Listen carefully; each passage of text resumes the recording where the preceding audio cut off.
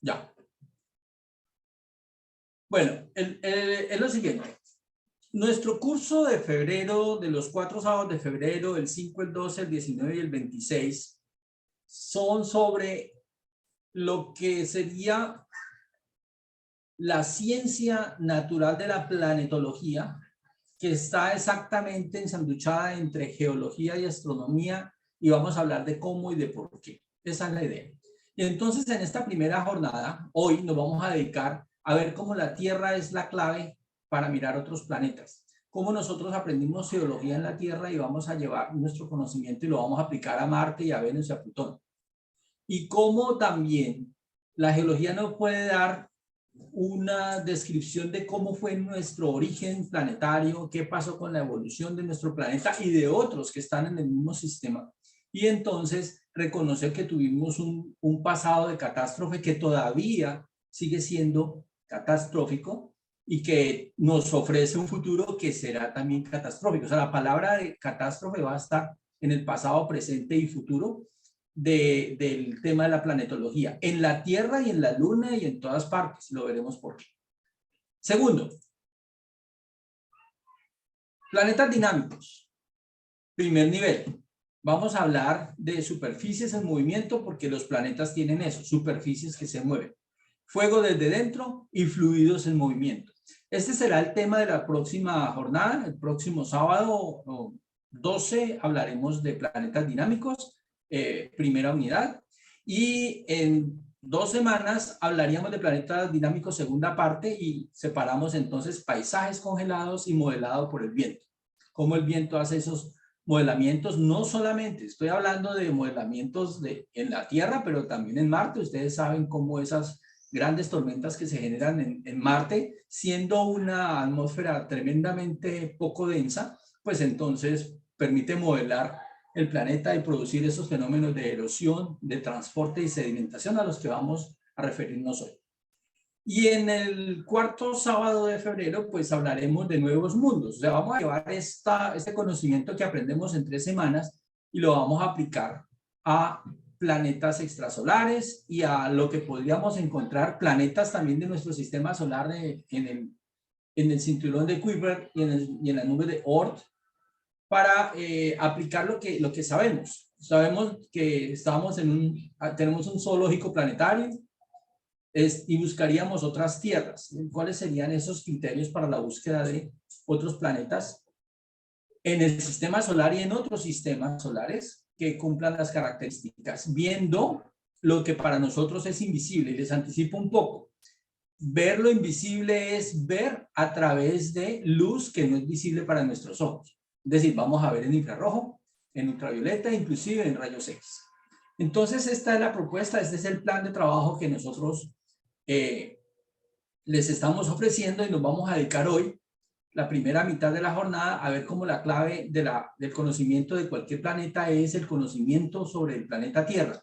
Y en la medida que conocemos mejor la Tierra, conocemos mejor otros mundos. Y en la segunda parte les anunciaré, veremos el pasado catastrófico común de todos los planetas, incluida la Tierra. Entonces, la primera parte, yo siempre me emociono mucho cuando arranco una actividad de este estilo, porque sea como fuere, yo fuerzo la actividad para que podamos contemplar esta imagen. Y les pido por favor que contemplemos esta imagen, que nos dediquemos 1 minuto a explorar allí dentro y podamos hacer un inventario de lo que vemos. Necesito que nos ayuden a ver dentro de esta fotografía de este paradisíaco lugar, qué es lo que encontramos.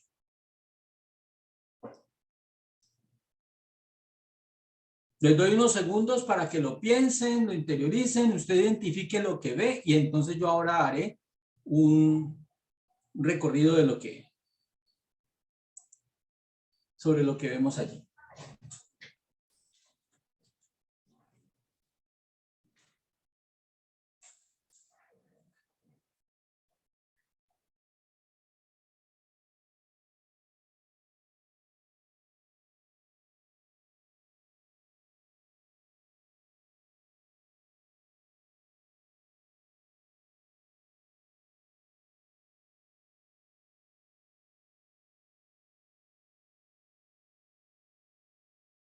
Bueno, el punto es que en esta fotografía nosotros reconocemos, en esta fotografía, un paisaje donde vemos tierra sólida, tierra líquida y tierra atmosférica. Están presentes en la misma fotografía. Está la montaña y está el suelo y la capa vegetal en la que están los árboles. Esa es la tierra sólida. Hay un cuerpo de agua que en esta imagen se presenta como un espejo sobre el cual se está reflejando la vegetación y también la montaña y el glaciar sobre la montaña. Y vemos la tierra atmosférica porque es ese cielo azul con las nubes blancas que son de vapor de agua, que están en proceso de condensación. Entonces usted en esta fotografía está viendo tierra sólida, tierra líquida y tierra atmosférica. Están las tres componentes de la tierra a la que nos vamos a referir. También en la misma fotografía vemos los tres estados del agua clásicos. Está el agua sólida en forma de hielo sobre la montaña y entonces usted ve esos trozos glaciares. También vemos el cuerpo de agua, el espejo del agua sobre el cual o bajo el cual debe haber una gran cantidad de actividad y de vida animal y vegetal. Y también estamos viendo el agua atmosférica, porque pues las nubes blancas, igual que las nubes grises, pues son de agua en estado gaseoso. Entonces, tierra sólida, tierra líquida, tierra atmosférica, agua sólida, agua líquida y vapor de agua. Y adicionalmente estamos viendo esta capa vegetal con estos árboles y arbustos que pues son espectaculares. Ustedes podrían asegurar, no podría apostar el sueldo del mes a que esta capa vegetal alberga también una gran cantidad de vida animal que depende de los vegetales. O sea, ahí debe haber, estamos casi seguros que debe haber ardillas, deben haber liebres, conejos, deben haber pájaros, nidos de pájaros de todos los tamaños y colores, debe haber insectos, deben haber abejas, debe haber arañas, reptiles, en el agua también. Entonces, esta imagen que yo uso con tanta emoción para arrancar mi curso es una introducción visual a todo lo que vamos a contemplar en el curso de geología planetaria, porque es el primer paso, el reconocer que este paisaje, donde sin duda no hay un humano, excepto el que tomó la fotografía. Es claro que si aquí hubiera humanos, entonces habrían unos muelles, unos embarcaderos, habrían unos botes, habrían un spa, un resort, antenas de comunicaciones, antenas de cables, etcétera. Entonces estaría tremendamente contaminado de humanidad. Esto todavía está como libre de humanidad, parece. Bueno, entonces hasta allí una introducción a través de una imagen. Mirando un poco por debajo de los cuerpos de agua, también hay una cosa espectacular. Igual vamos a encontrar un fondo, un piso de fondo oceánico sobre el cual, dependiendo de la profundidad y dependiendo de la temperatura del agua, podemos encontrar una enorme cantidad de material vegetal y animal vivo. Bueno, y también sus cadáveres. Por supuesto que los corales y los peces y los pulpos y todos estos animales también mueren y entonces quedan depositados sobre el fondo en forma de sedimentos. Pero el punto es otro. Nosotros aquí tenemos también que estas especies viven en el fondo del piso oceánico, sobre el piso oceánico, de la misma manera como nosotros vivimos en el fondo de nuestro piso atmosférico. O sea, nosotros vivimos en el fondo de un océano de atmósfera y ellos viven en el fondo de un océano de agua, ¿cierto? Pero entonces estamos más o menos como en el mismo punto de partida. Una imagen muy bella. Tercero, las interacciones. Y sí que voy a hablar tan harto de interacciones. Compañeros y compañeras, el punto es que una cosa es lo sólido, otra cosa es lo líquido, otra cosa es lo atmosférico, pero las interacciones entre ellas son las que producen la dinámica, y la palabra dinámica la usaremos todo el tiempo. Esto es dinámico. Entonces, en la Tierra y en Marte y en Venus las dinámicas son impresionantes. Lamentablemente la Luna no es tan dinámica, aunque hay alguna dinámica y hablaremos de eso en algún momento. Las montañas están sometidas a la erosión provocada por la lluvia. Entonces, el agua y el efecto del agua en la lluvia produce unos efectos bien interesantes sobre las rocas y se desprenden cuerpos grandes de rocas. A veces llueve y el agua entra entre las grietas y hace mucho frío en la noche y el agua se congela. Y el volumen del agua congelada es bastante mayor que el volumen del agua líquida. El mismo volumen de agua, cuando tienes una masa de agua congelada, ocupa un volumen. Y si esa agua se congela, pues en el caso del agua, el volumen del sólido es mayor que el volumen del líquido. Se dilata cuando se congela, rompe la roca.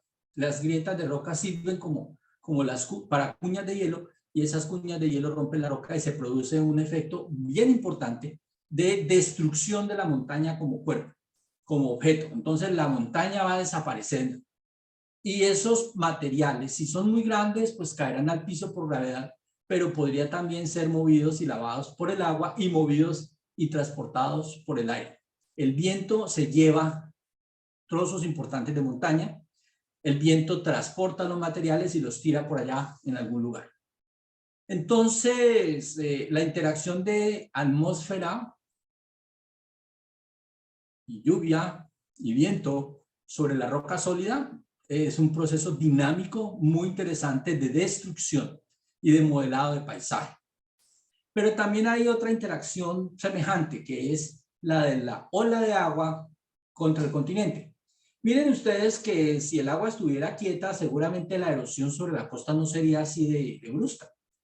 Como el agua se agita, se mueve y golpea en la línea de costa, pues el material se debilita, el material por el golpe y por la presión y por los agujeros que hacen estos gusanitos litófagos, come piedras y las ostras y los cangrejitos y todo lo que hay allí, esa actividad que es sobre la piedra pero que se favorece con el golpe del agua, debilita la roca y terminan destruidas dentro del agua. Entonces estamos hablando de una dinámica, es una competencia entre el agua y el continente en la orilla.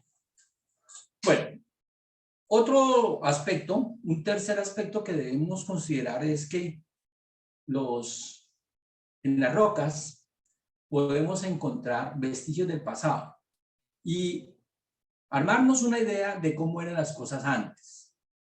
Cuando yo digo cómo eran las cosas antes, pues quiero pensar en que si usted tiene el privilegio de encontrar una roca, unos sedimentos, tal vez unas arcillas que se endurecieron y tienen este esqueleto dentro, pues usted puede decir tantas cosas de lo que ve. Por ejemplo, usted podría decir de que este animalito que está allí, este esqueleto, pues tiene una característica bien particular, ¿no? Tiene un cuello esto es un cuello de pájaro, un cráneo de pájaro también y pico de pájaro también. Es claro que tiene alas de pájaro, inclusive se alcanzan a ver las plumas, patas, pero tiene una anómala cola que sale la cadera y entonces uno dice, vea, pero qué interesante porque pues es un pájaro con un hueso en la cola tremendamente largo, tan largo como la misma espina dorsal del animalito. Entonces, sí, este es un animal del pasado y podemos ver que muchos animales contemporáneos con este tenían unas características particulares y rocas que tengan la misma edad también van a encontrar más o menos las mismas características. Los peces no han cambiado mucho desde este pez que es antiguo, es un pez antiguo, pero miren ustedes la distribución de la forma de la cola, las aletas de la cola y las aletas de caudales y demás, la boca al frente, los ojos laterales. Entonces, bueno, los peces han evolucionado mucho, hay muchos tipos de peces, pero hay un ancestro común que es muy fácil de reconocer para los peces modernos. También tenemos la misma idea aplicada a los vegetales. Un fósil vegetal, un helecho de este tipo que puede almacenar las esporas, ¿no? Ustedes saben que debajo de los helechos están las esporitas y entonces tenemos una cantidad importante de material vegetal que está grabado, guardado en estas lajas de sedimentos y que nos permiten aprender cómo eran los vegetales del pasado y compararlos con los vegetales modernos, ¿cierto?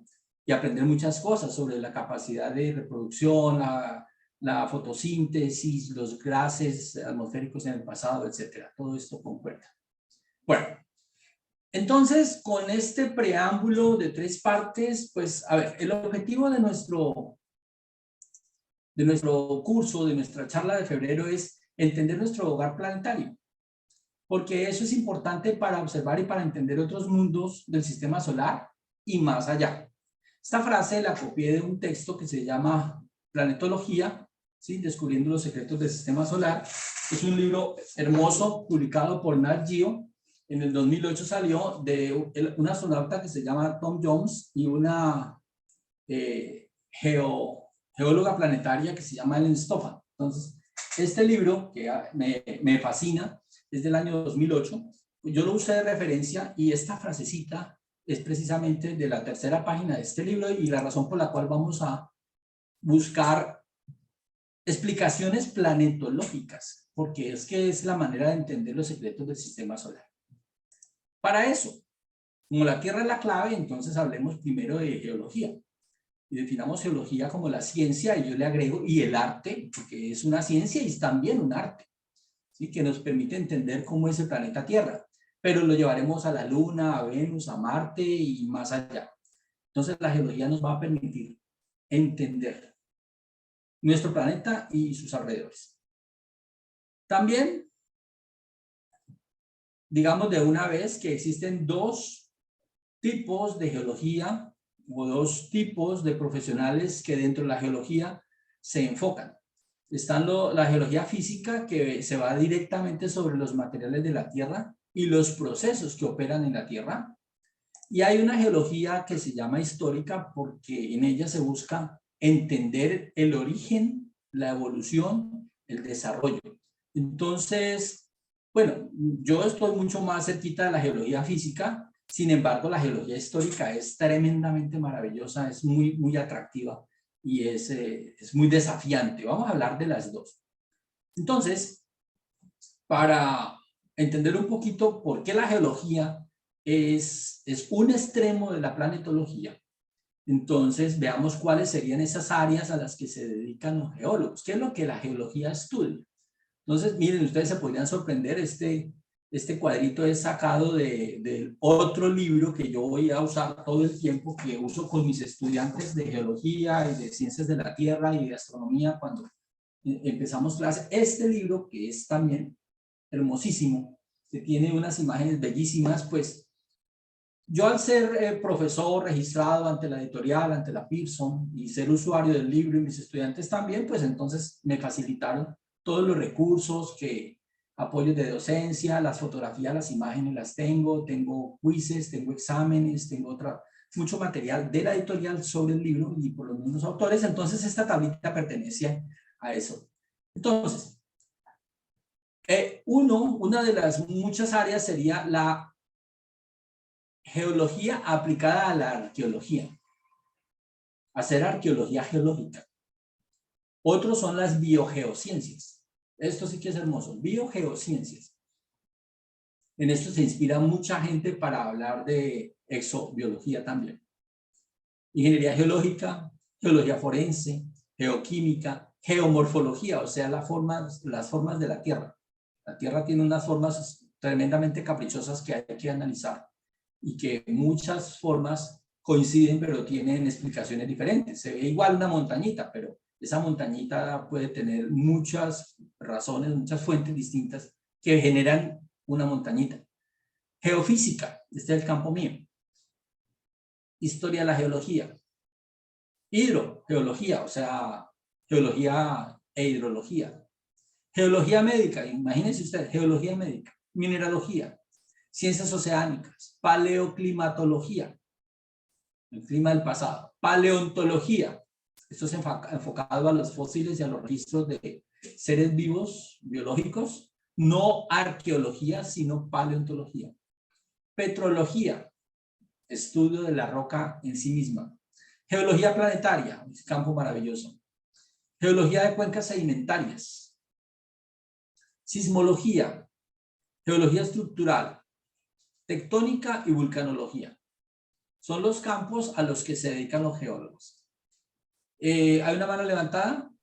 Sí, es que estoy viendo que varias personas están haciendo como preguntas en el chat, entonces yo no sé tú qué prefieres, si que la persona abra el micrófono, levante la mano o escriba en el chat. ¿Qué prefieres?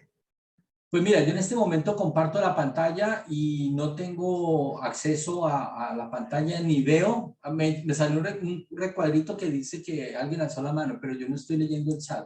Ah, entonces, ¿será que Entonces, mejor les decimos a las personas que pues abran el micrófono? voy a leerlos así rapidito y vamos a mirar entonces cómo le respondo uno por uno.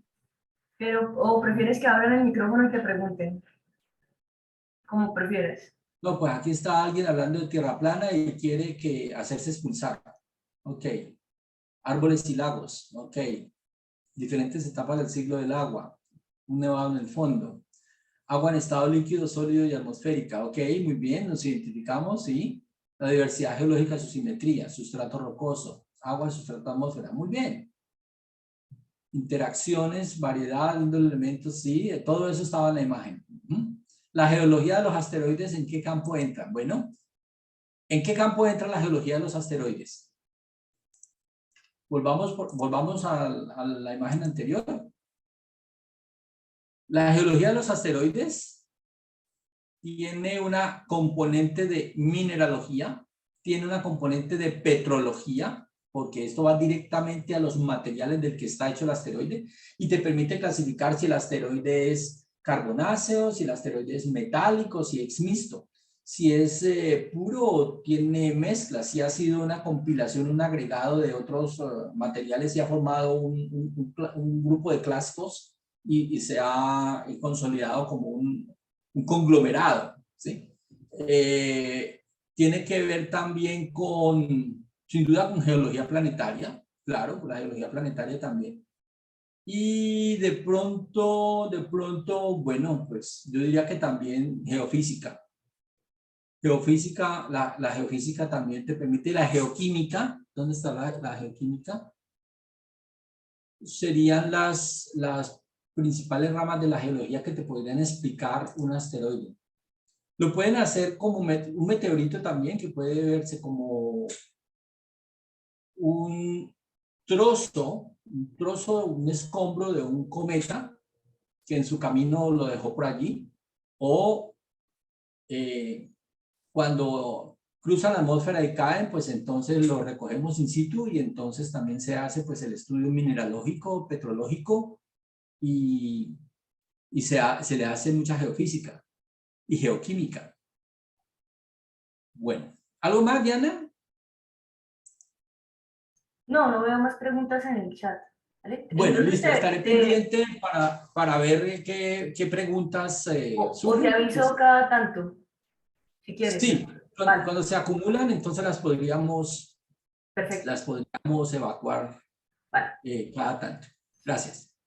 Bueno, entonces el punto siguiente es que los geólogos tienen la capacidad de fechar de manera bastante precisa las diferentes épocas en la historia de la Tierra. Y existen dos maneras, y esto lo voy a decir para la Tierra, pero esto es válido para Marte también. Y uno puede hablar de las eras geológicas de Marte, de hecho lo vamos a hacer la próxima semana. Entonces, ¿cuáles serían las eras geológicas y cuál es el tiempo geológico para Marte? Que tiene un proceso, un desarrollo parecido, pero no tanto el de la Tierra, y también para Venus. Entonces, algo que vamos a mirar con cuidado. Existe datación relativa y existe escala de tiempo geológico.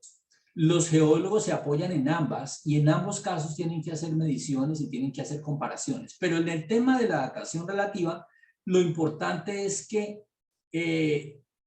uno puede saber qué es más antiguo que o más joven que, pero no conocer la edad específica del objeto. Es decir, usted se encuentra un fósil y está en una cierta capa que está más alta que otra capa en una estructura sedimentaria. Usted tiene muchas capas de sedimentos, entonces hay un principio geológico que te dice que lo más antiguo va abajo y lo más joven va arriba.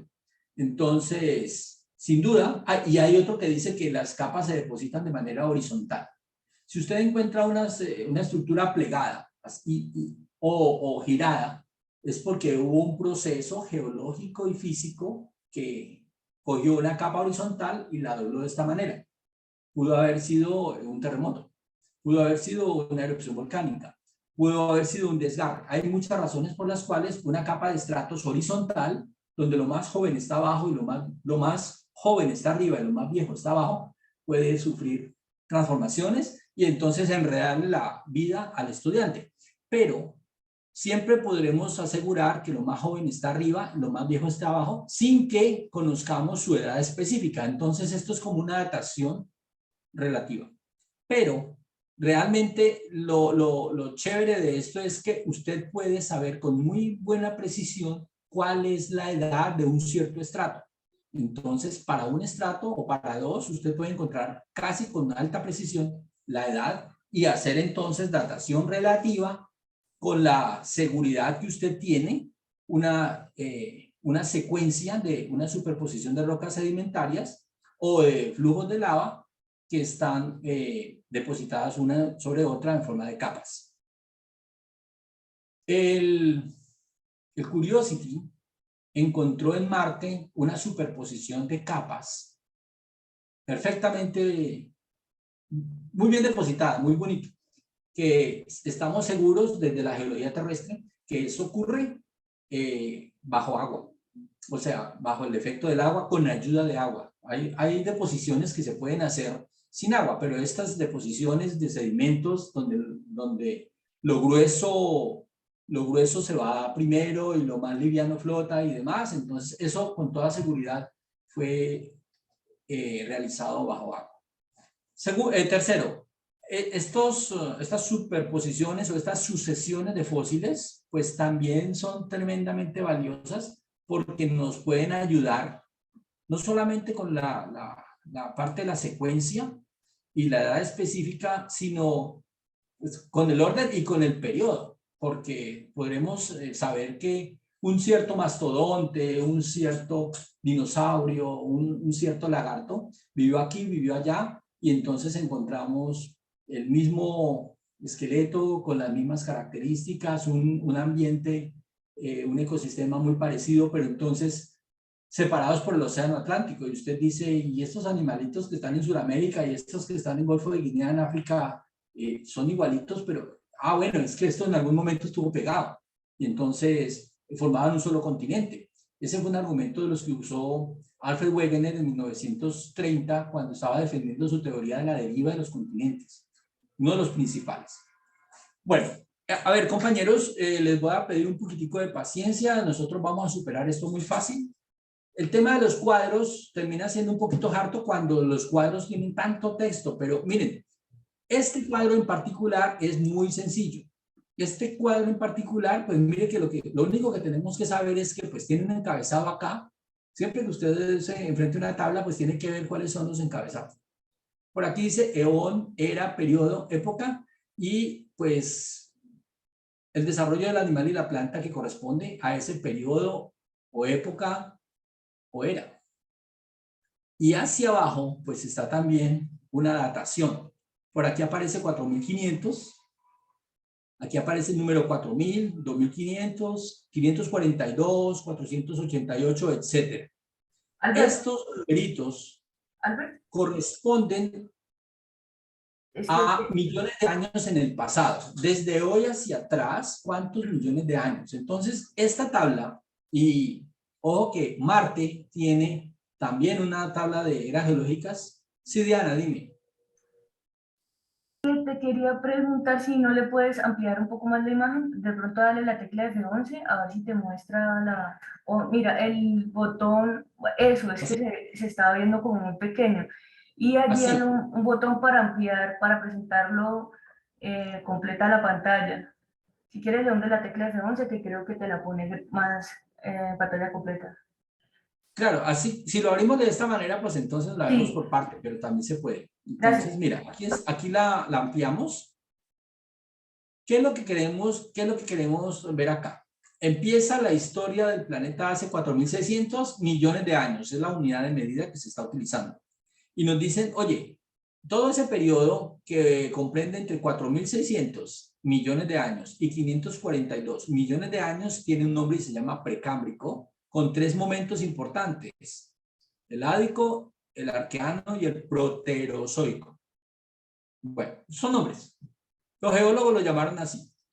Son muchos años los que hay entre estas dos líneas.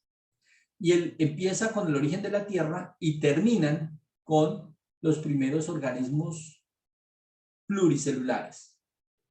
Este es el 88% de la edad de la Tierra. Y lamentablemente para nosotros, rocas que tengan esta edad y que sean de esta época y de este eón y de estos periodos no existen, o si existen están muy profundas, cubiertas por mantos de capas, capas de sedimentos, de barro, de lodo, ríos, selvas, etcétera, y entonces necesitarías hacer perforaciones ultra profundas y escarbar mucho hasta encontrar rocas de esta edad. Bueno, es una época muy monótona de la que no podemos saber mucho, pero es el 88% de la edad de la Tierra. Y la cosa se pone interesante cuando cruzamos esta línea y aparece en el 542 millones de años el inicio de un momento que llaman los geólogos y los expertos el Fanerozoico, con una era que se llama el Cámbrico, y el Cámbrico es la continuación del Precámbrico, ¿no? El Cámbrico es la explosión de la vida. El Cámbrico junto con el Ordovícico son la edad de los invertebrados. Y por aquellos días, pues, habían organismos con conchas, habían muchísimos trilobites y dominaban los océanos, habían cefalópodos que estaban dominando la dominancia de los cefalópodos. Estos animalitos son los que los pies salen de la cabeza, es decir, cefa, cabeza, podos, pies, son los pulpos, las cefias, los calamares y los primeros peces. Y llegamos a hace 444 millones de años, termina este momento histórico y pasamos a el silúrico y el devónico, que juntos constituyen la edad de los peces. En este periodo, desde hace 359 millones de años hasta hace 444 millones de años, aparecen las primeras plantas en los continentes. Miren que las plantas continentales cambiaron la superficie del planeta, cambiaron la atmósfera, tuvieron un impacto impresionante en la evolución del planeta. Las primeras plantas continentales, los primeros árboles, ¿sí? Dominaban los peces y hay registros de insectos fósiles de esta época. O sea, había insectos. Bueno, sigo, estoy hablando un poquito de las eras geológicas porque me parece importantísimo para poder continuar. Ya verán ustedes cuál es el aporte que esta tabla tiene para conversaciones en el futuro. Una combinación de dos momentos, el carbonífero y el pérmico, que son épocas de la Tierra donde sucedieron cosas muy interesantes, pero se reconocen como la edad de los anfibios, porque los anfibios fueron muy abundantes, vivían en el agua, también vivían en la tierra, había unas adaptaciones que permitían que respiraran, se desplazaran y reptaran por el piso. Es de esta época donde se presentan las principales, más no las únicas formaciones de carbón. Está el Mississippi en el Pensilvania como los principales depósitos de carbón, los grandes, gigantescos bosques con gigantescos árboles que quedaron sepultados primero en ambientes de agua, en lagos y depósitos húmedos donde se fermentaron y se descompusieron, y luego terminan en procesos de carbón, de volverse carbón.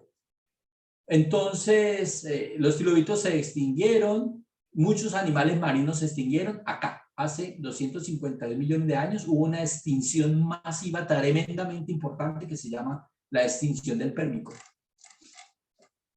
Los que sobrevivieron, pues sí, entonces empieza el Mesozoico, hace 252 millones de años empezó, tiene 3 grandes momentos: el Triásico, el Jurásico y el Cretácico. Son los grandes momentos de esta era.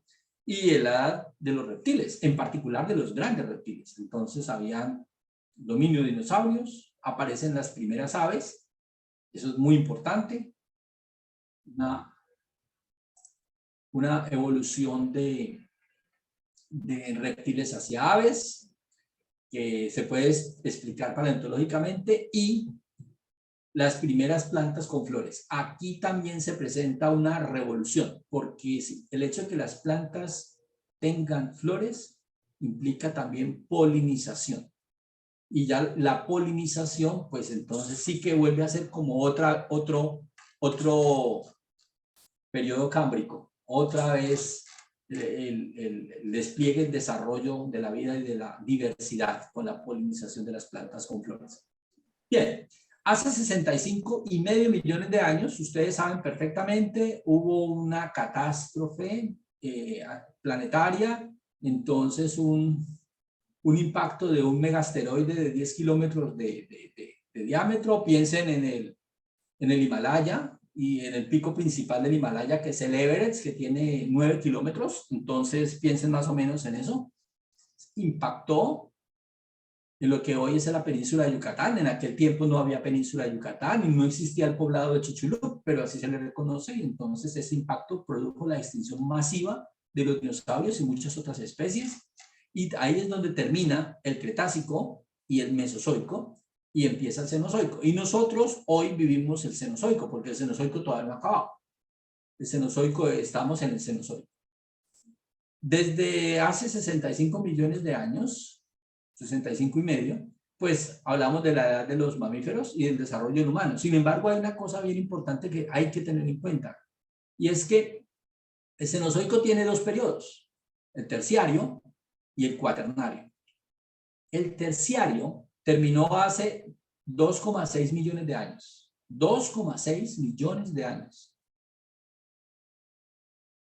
Entre 65,5 y 2,6 millones de años ocurrió todo esto: el Paleoceno, el Eoceno, el Oligoceno, Mioceno, Plioceno. Cuando terminó el Plioceno, se aparece pues el último periodo cuaternario, que es el actual. El cuaternario tiene dos momentos, el Pleistoceno y el Holoceno. Y el Holoceno, si usted mira este número, es de hace 10.000 años. Hace 10.000 años terminó el Pleistoceno y arranca el Holoceno. Y hace 10.000 años es que ya el humano, más o menos moderno, más o menos agricultor, pastor, comerciante, pues empieza a vivir alrededor de las grandes ciudades y se instalan estas grandes ciudades antiguas como Babilonia y otras, y la cultura china y los egipcios y demás. Entonces hace 10.000 años empieza el Holoceno y estamos en el Holoceno, es la edad actual. Entonces, invitados a reconocer el Holoceno, que son 10.000 años, dentro del cuaternario, que son 2,6 millones de años. ¿Qué son 10.000 años en 2,6 millones? ¡Wow! Muy pequeñito. ¿Y qué son 10.000 años en 65 millones de años? Eso es lo que dura el Cenozoico. ¿Y qué son 10.000 años en 542 millones de años? ¿Y qué son 10.000 años del hombre moderno frente a 4.547 millones de años, que es la edad determinada para la Tierra? Entonces, con esto, les invito a que hagamos la proporción. O sea, ya entendida la tabla y explicada la tabla, entonces ya la cosa es muy fácil. El 88% de la historia de la Tierra es algo tremendamente desconocido para nosotros. No hay roca que tenga esa edad. No tenemos ideas serias, completas de qué pasaba por aquellos días. Sabíamos que la atmósfera era muy, muy enrarecida. Sabíamos de una enorme cantidad de actividad volcánica, pero vida como tal, parece que esa vida no existía o era muy, muy de unicelulares en unos ambientes muy agresivos. Y hace 542 millones de años, con el Cámbrico, pues entonces despega la evolución hasta la actualidad. O sea, este es el 12% de la edad de la Tierra, es donde todo lo que nosotros podemos dar cuenta está aquí. en este 12%, porque esta es la verdadera y única tabla de las eras geológicas para el planeta Tierra. Bueno, espero no haberos aburrido mucho, pues con esto no es que nos vamos a quedar hablando de las eras geológicas y hablando de geología, no. Esto es simplemente pues para que ustedes tengan una herramienta más para poder abordar las eras geológicas en otros planetas. Bien. Albert, tenemos dos preguntitas en el chat. Sí, señora. Las estoy leyendo. En el caso de los hallazgos del Curiosity, la gradación de los materiales sedimentarios puede darse a otro fluido diferente al agua. Sí, sí o no. Eso no está todavía decidido. En la Tierra, esa gradación de materiales sedimentarios se da por agua. Tanto aguas de río y de lago como aguas saladas en el océano. Esos procesos sedimentarios son en y bajo agua. Pero también podríamos pensar que metano líquido y otras sustancias líquidas también pueden hacerlo. Sí, eso está por probarse que fue efectivamente agua. Sí. No es muy apresurado concluir que era agua. Bueno, puede que sí.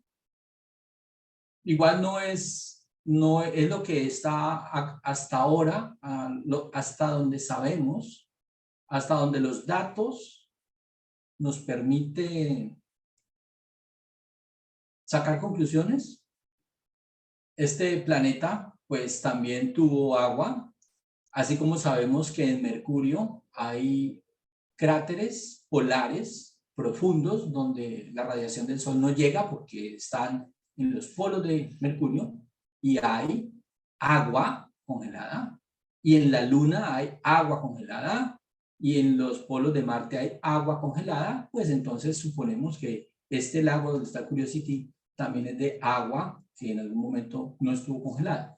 Pero pues es cierto, científicamente hay que darle la opción a otros líquidos que pudieron estar allí. ¿Qué hipótesis manejan con respecto a la extinción masiva del Pérmico? ¿El término antropoceno a qué se refiere? Bueno, lo que pasa es que con estas preguntas ya me detengo mucho y casi que me devuelvo y entonces no avanzaría. Pero rápidamente, antropoceno pues es el momento geológico que corresponde al humano. Los humanos aparecen, y el humano más antiguo tiene del orden de 500.000 años, más o menos la mitad de 1.000.000 de años, el más antiguo, que es el hombre de Namibia.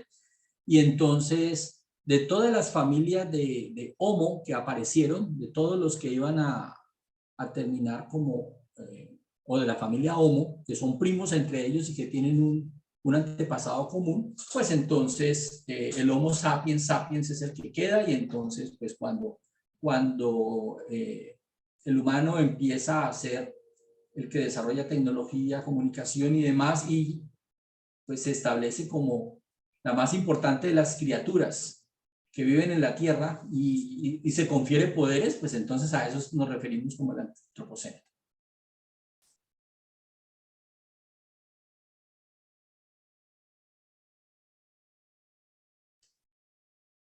Hay que tomar en cuenta que el agua, para llegar a su estado líquido, requiere de menor temperatura y de presión en comparación con otros componentes. Por eso me imagino que en Marte... sí, claro. El tema, Gilbert, el tema del agua, claro que hay que considerar muchas cosas sobre Marte. O sea, en Marte ahora, Marte es muy diferente a como fue al principio. Marte ahora ha perdido su campo magnético, ha perdido la alta temperatura del núcleo, ha perdido o sea, el núcleo, su núcleo fluido, su núcleo semifluido que generaba un campo magnético. Entonces Marte perdió la atmósfera. Ahora quedan unos gases muy pesados para Marte. No son pesados en la Tierra, pero para Marte sí son pesados, porque Marte pues es pequeño, es la mitad de la Tierra. Y la Luna es un cuarto. Entonces, claro que si tuvo agua, pues la perdió. Si tuvo campo magnético, lo perdió. Si tuvo atmósfera, la perdió. O se congeló. Claro que sí. Todas estas hipótesis tenemos que considerarlas, pero igual son del siguiente sábado, cuando hablemos de la dinámica de los planetas. Ahorita mismo estamos hablando de la Tierra. Una cosa que tengo que invitarles a que reflexionen pasa por este punto. La ciencia los científicos asumimos muchas cosas cuando emitimos estos comentarios. Primero, el mundo natural es consistente y es predecible. Partimos de ahí. Podemos predecir, pero también podemos predecir hacia atrás, es decir, al montar hipótesis y hasta teorías de cómo era en el pasado. O sea, no solamente predecir futuro, sino predecir pasado. Si es que eso se puede hacer con la misma palabra, predecir. Segundo, el objetivo de la ciencia es básicamente doble: descubrir patrones en la naturaleza, descubrirlos y usar el conocimiento para hacer predicciones, ¿sí? Porque si el mundo natural es predecible, pues entonces hagámoslas descubriendo patrones y usando conocimiento. Y para eso pues hay que recopilar datos de observaciones y datos de mediciones. Hay que medir mucho. En ciencia, el tema de la medida, la metrología, las unidades, los instrumentos es fundamental, ¿sí? No, esto no es que a mí me parece que podría. No, aquí hay que hacer medidas sin observación, no sirven mucho. Observación sin medida también es como una cosa suelta. Entonces, los científicos deben recopilar datos de observación y de mediciones, y esto es lo que sostiene la consistencia y la predecibilidad de la actividad científica describiendo el mundo natural. Ahora, reforzar diciendo que los métodos científicos implican muchas cosas. O sea, recopilar hechos a través de observaciones, claro. Hay que formular hipótesis y contrastarlas y darles duro. Inclusive el propio autor de la hipótesis tiene que volverse agresivo contra la hipótesis y ponerse del otro lado para tratar de desbaratarla y probar su consistencia. Y las hipótesis que sobreviven esas pruebas y sobre todo sobreviven en los experimentos se vuelven teorías.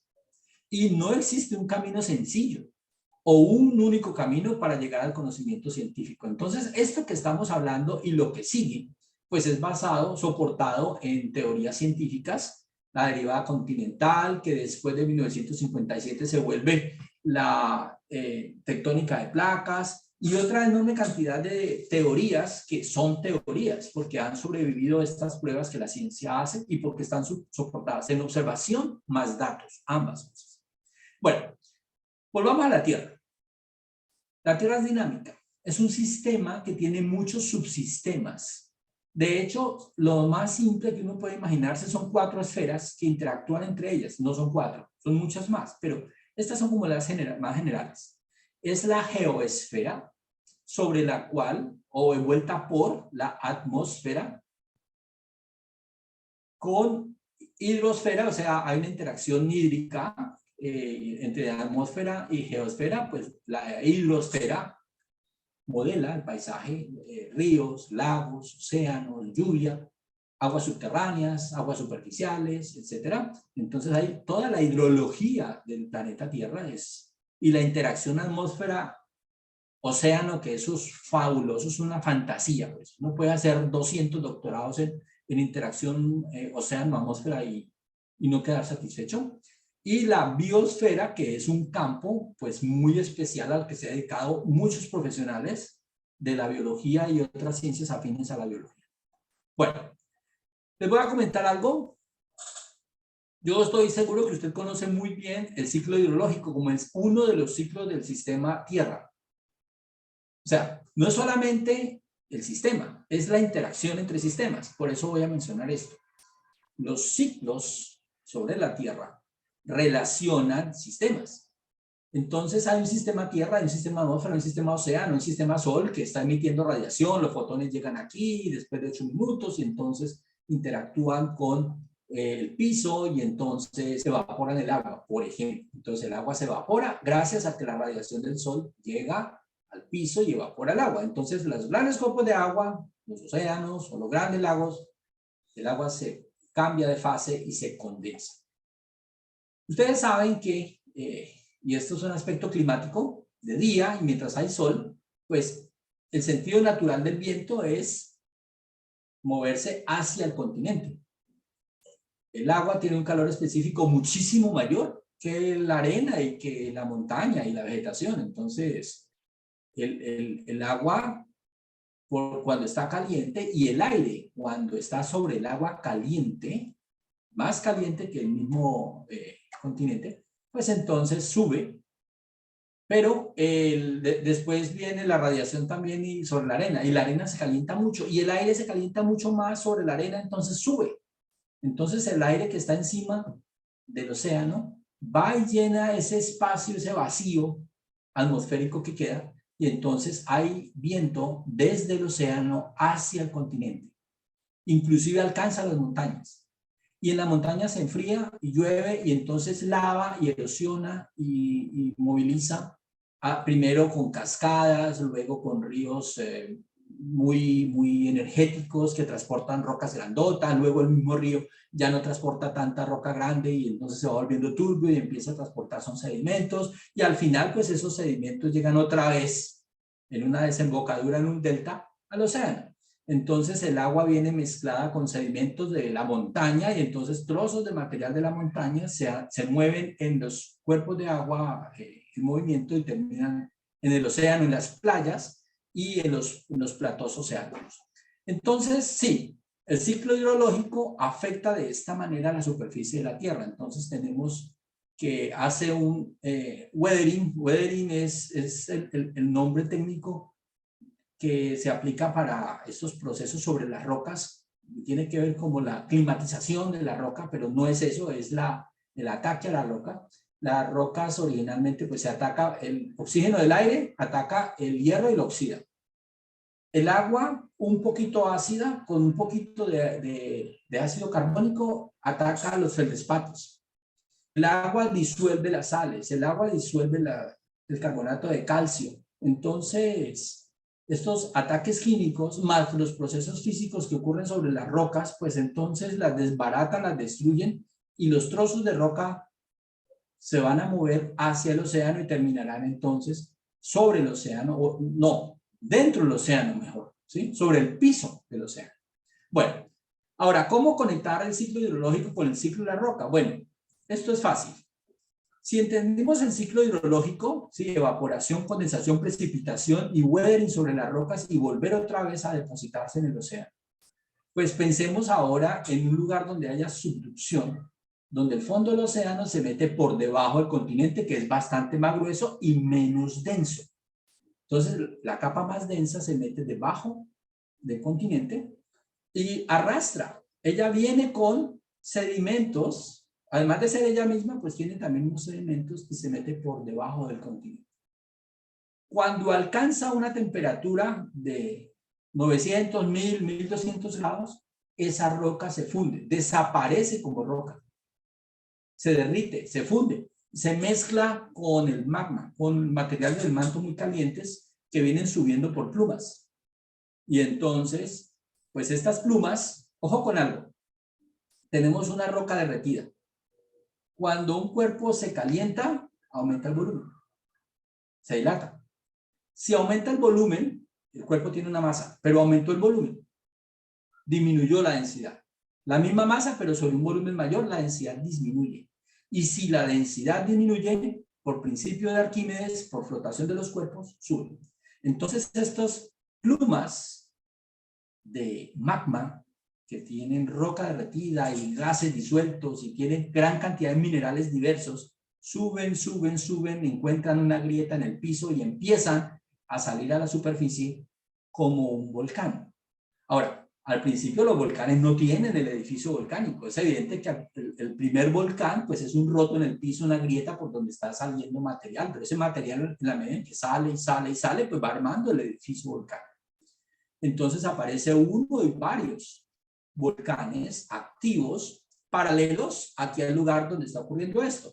Entonces hay un ciclo de roca también, porque la roca que bajó por la montaña, cayó en la playa, volvió y entró por acá, bajó por debajo del continente, se derrite, se funde, se recicla, sale otra vez como el magma derretido, aflora en el volcán, es expulsado como lava, pierde los gases y queda formando parte de un volcán, de una cadena volcánica, queda en el tejado de una casa, queda dentro de una construcción, parte de un cimiento, de una viga, una columna, yo qué voy a saber. Entonces, miren ustedes que hay una combinación una interacción entre el ciclo hidrológico y el ciclo de la roca. Son dos ciclos que se conectan, se interactúan entre ellos y me modelan un paisaje. Bien. Hasta aquí, compañeros, pues vamos con la descripción de la geología terrestre y extraterrestre, la Tierra clave para conocer otros mundos, o sea, conocer nuestra edad, nuestros procedimientos geológicos, la datación, la relativa y la absoluta, entender el ciclo de la roca, entender el ciclo del agua, entender toda esta cosa, entender el método científico y aplicarlo, pues nos permite usar la Tierra para reconocer otros mundos. Pero, ¿y qué pasa entonces con el pasado? Entonces, voy a hablar de algo que usted sabe, algo que usted ha leído mucho, y como usted es un apasionado del tema y entonces pertenece a la escuela de astronomía o es afín con la astronomía y le interesa la astronomía, entonces me va a entender muy fácil. Porque pues voy a hablar de cosas que se han mostrado en todas las conferencias de astronomía a las que uno asiste, ¿cierto? Entonces te dicen, bueno, a ver, no vamos a hablar del Big Bang, no. Vamos a hablar de cómo se formaron los planetas de nuestro sistema solar y otros sistemas por aquí cerquita. Entonces, ustedes se acuerdan que hay que hablar para arrancar de una nebulosa. Entonces, hay una gran nebulosa, donde hay gas y hay polvo. Seguramente ese gas y ese polvo, pues es producto de estrellas mucho más antiguas que ya explotaron, murieron, y entonces esos materiales quedaron por allí. Cuando se forma el sistema solar hace 5.000 millones de años, el universo ya era viejo. Ya tenía 8.000 millones de años cuando se formó el sistema solar, el Sol y los planetas. Era bastante viejo, habían pasado muchas cosas en la galaxia cuando se forma el sistema solar. Entonces tenemos los materiales, aquí hay una riqueza de materiales tremenda, con la que podemos arrancar una evolución. Entonces nuestra nebulosa, perdón, voy a mirarlos.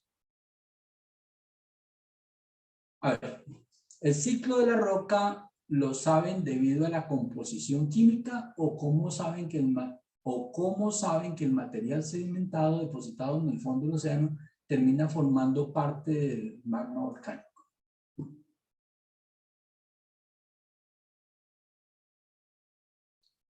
El ciclo de la roca lo saben debido a la composición química, o cómo saben que el material sedimentado depositado en el fondo del océano termina formando parte del magma volcánico.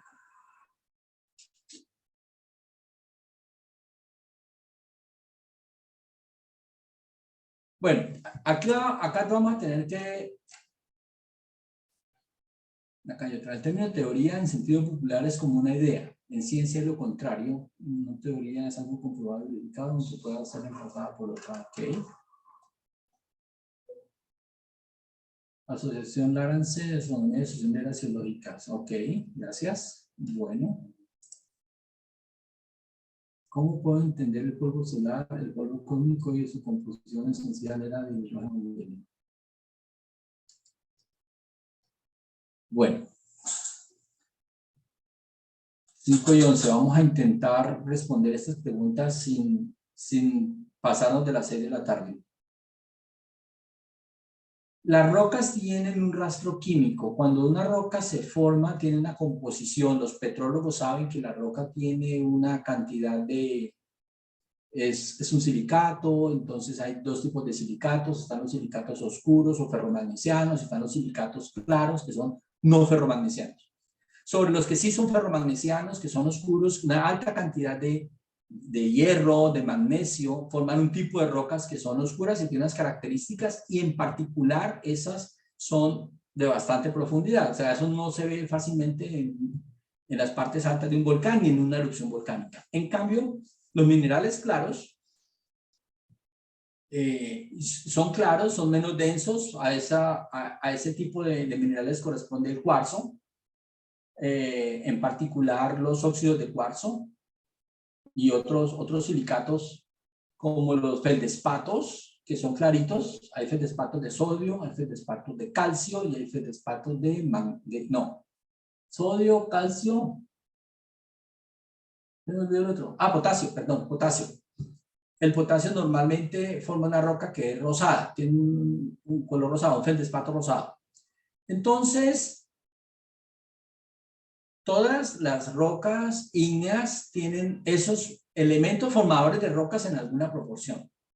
Y sabemos que esas rocas son erosionadas en la montaña, transportadas por el río, golpeadas entre ellas hasta molerse y entonces viajan casi que como sedimentos y pequeños guijarros hasta la desembocadura y allá termina entonces en la desembocadura del río, en el océano, pues esos playones con minerales negros, minerales oscuros o minerales claros, depende.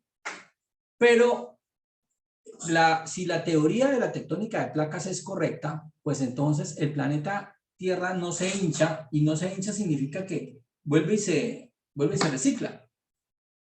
Vuelve otra vez esos materiales y se incorporan, vuelven y bajan. Ahora mostraría una imagen de eso. Por las zonas de subducción que están perfectamente mapeadas. A este momento, porque es que empezaron en 1957, podemos saber con altísima precisión cuál es la velocidad de cada una de las placas, cómo se mueve, dónde están las fosas, dónde están los trench o fosas y dónde están los ridge, los lugares por donde sale.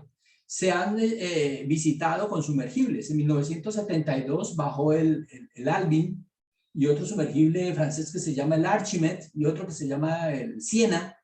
Bajaron por las Azores y miraron la grieta y vieron cómo se está formando un material que está empujando las placas, y entonces nosotros sabemos que los sedimentos de rocas ígneas, sedimentos, pero son rocas volcánicas, desaparecen y vuelven y aparecen por el volcán sin afectar el volumen de la Tierra. Entonces, esa es una observación y de eso hay muchos datos. Aquí me están haciendo una pregunta bien complicada que yo no podría responder, no me siento autorizado porque no es un tema de mi dominio.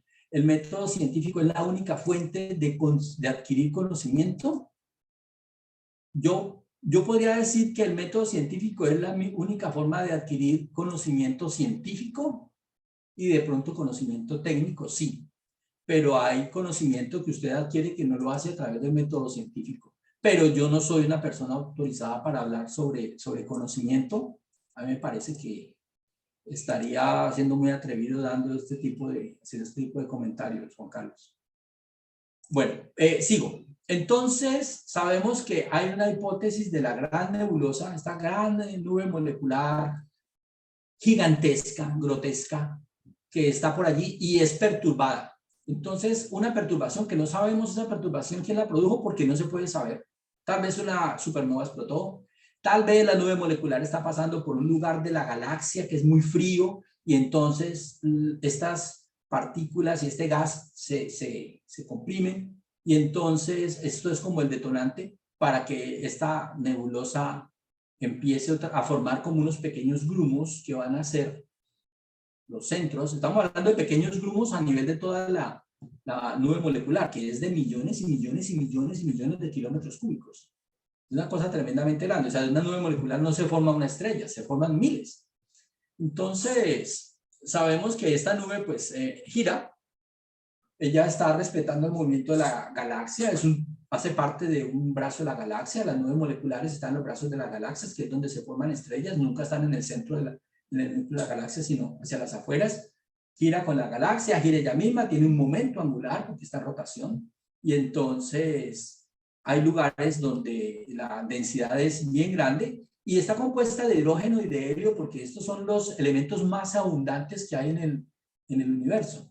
El hidrógeno es el 99,95% de todo lo que hay en el universo.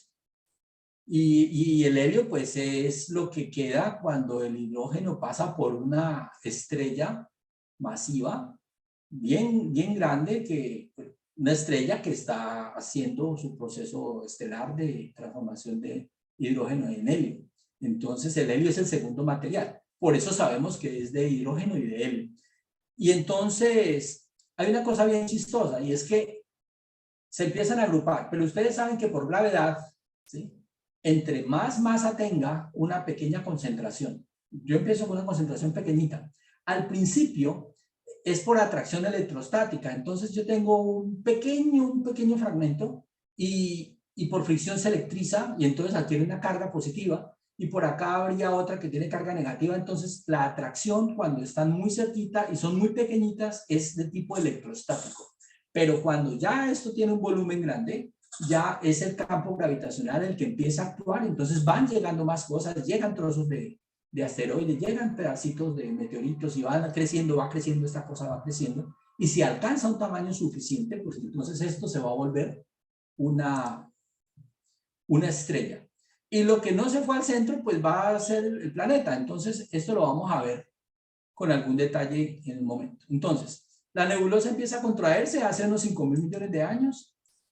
Sabemos, y esta imagen que curiosamente yo la veo en todas partes, mucha gente usa esta imagen, es del libro de Tarbuk y Lutyens, ¿sí? Es Denis Dasa quien hace estas imágenes para el libro y esta imagen la usa todo el mundo y yo podría asegurar que muchos no saben cuál es el autor. Este libro tiene esta imagen. Esta imagen es propiedad de Pearson.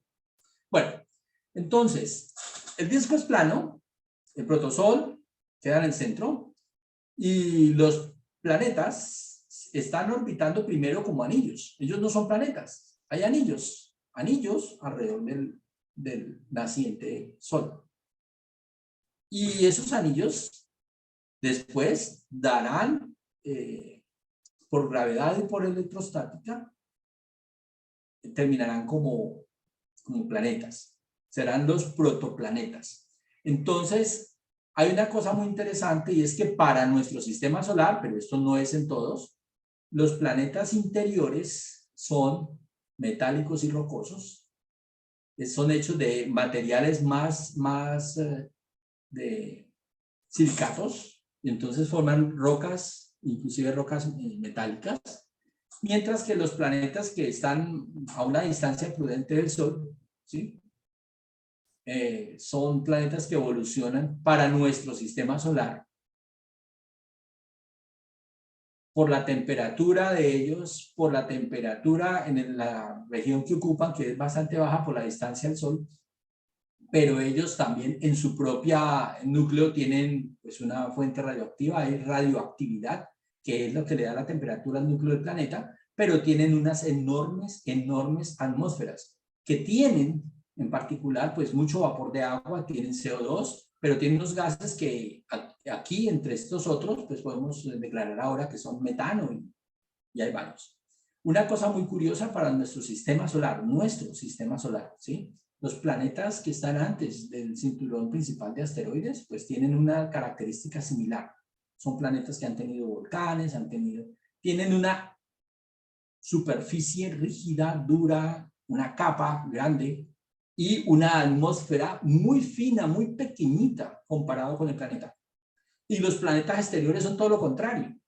Sus núcleos son muy pequeños, probablemente de hidrógeno metálico, por la presión allá y por la temperatura allá en el núcleo, no la temperatura del planeta, que es la temperatura promedio y que se mide en la atmósfera, pues no, esa no.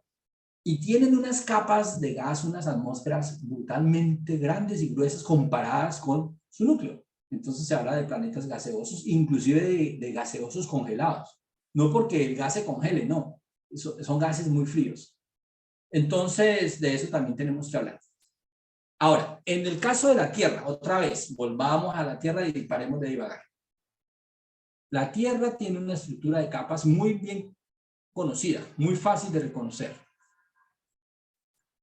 ¿Cómo se dan esas capas a nivel planetario, a nivel tan gigante? Bueno, es que si llegaron materiales procedentes de todas partes en la nube molecular gigante, eso empieza a enriquecerse y hay calcio y hay carbono y hay oro y platino y todo eso está por ahí. Entonces, lo más pesado, lo más denso, ustedes saben, se van al fondo. O sea, los átomos que van a ser más pesados y densos por su densidad, por principio de flotación de Arquímedes, pues se van a ir al fondo.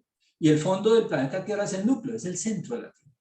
Entonces el ferroníquel quedará en el núcleo a una temperatura de 6.000 grados. Es tremendamente caliente el centro de la Tierra. Es más, el centro de la Tierra tiene dos capas y ambas son núcleo. Hay un núcleo sólido, tremendamente pequeño y concentrado, y una envolvente también de ferroníquel que no es sólida. Y gracias a que no es sólida es que tenemos un campo magnético, porque ese es la fuente del campo magnético que tiene la Tierra. La componente del núcleo que no es sólida y que se mueve en el centro de la Tierra alrededor del núcleo que sí es sólido. Entonces son como un núcleo interno y un núcleo externo. Entonces volvamos acá. Metales se hunden, se van al centro. La roca fundida, caliente, fundida, derretida, es menos densa. Entonces sube y forma una corteza primitiva. Si el exterior es muy frío, la roca se endurece y entonces va a formar costras, va a formar capas. La segregación química establece 3 divisiones en el interior de la Tierra y la clasificación física 4, ahora la miraremos, y la atmósfera primitiva evoluciona a partir de gases del interior de la Tierra que se escaparon a través de la corteza, están en el magma, son materiales que se llaman volátiles porque una vez cruzan cierto criterio, pues se evaporan, ¿no? Ellos no son gases mientras están en el magma no hay gases, pero esos materiales apenas se exponen a la atmósfera, se vuelven gases que son altamente volátiles, entonces a eso es que nos referimos. Entonces, esta imagen nos muestra las capas de la Tierra. Si las queremos ver por composición química, son 3, porque el núcleo interno y el externo tienen la misma composición química. Pero si lo vemos desde la física, son 4, porque tendremos un núcleo interno y un núcleo exterior. También tenemos un manto, igual tenemos una corteza, entre 7 y 70 kilómetros es la corteza de la Tierra, flota sobre el manto, es tremendamente poco densa, entonces densidad que va entre 2,7 más o menos y 3,4, que es la densidad de las rocas que hay en la superficie. Pero la densidad de toda la Tierra es 11 gramos por centímetro cúbico, aunque las rocas de la corteza sean densidad 2,7 a 3,4, 3,5 cuando hay material muy denso. Si usted quiere hacer un análisis aquí de la parte más externa de la Tierra y mira esta ventanita y le hace un zoom, pues acá está el zoom de la ventanita, mira lo interesante. Por debajo de 660 kilómetros empieza una zona de transición. Esto es una zona donde tanto el manto profundo como el manto más superficial, pues van volviéndose, van adquiriendo como un carácter sólido, pero que puede moverse, como una especie de alquitrán, sólidos que fluyen, ¿sí? Pero igual tienen estructura de sólidos. A eso se le llama astenosfera y hace parte del manto más alto sobre el que flotan los continentes. Y los continentes, pues, están sobre algo que llamamos la litosfera, o sea, la esfera de lito es piedra, la esfera de piedra, la esfera de la corteza, que tiene 100 kilómetros de espesor. Una llamada de atención, 100 kilómetros de litosfera, donde están los continentes y el fondo oceánico, comparado con 6.371 kilómetros promedio para el radio de la Tierra.